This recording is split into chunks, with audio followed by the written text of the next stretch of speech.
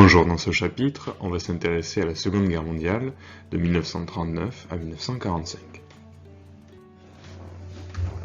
Depuis 1935, l'Allemagne nazie s'est renforcée militairement.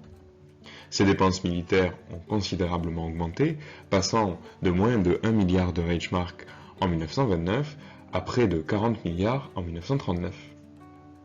Ces efforts financiers se portent essentiellement, en tout cas en grande partie, sur l'aviation.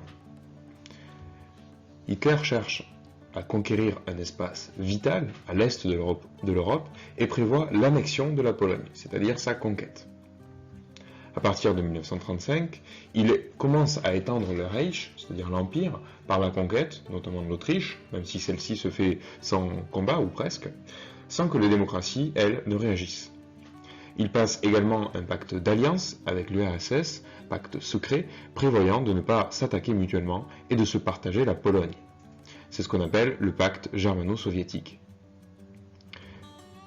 C'est chose faite avec l'invasion de la Pologne, le 1er septembre 1939, et c'est seulement à ce moment-là que l'Angleterre et la France réagissent et déclarent la guerre à l'Allemagne le 3 septembre. C'est donc le début de la Seconde Guerre mondiale.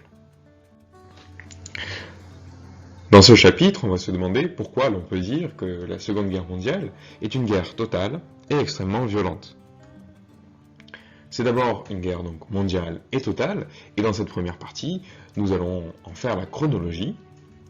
Puis dans une seconde partie, nous verrons que cette guerre mondiale est aussi une guerre d'anéantissement, c'est-à-dire une guerre dans laquelle chaque belligérant, chaque participant à la guerre, a une volonté de destruction totale de l'adversaire.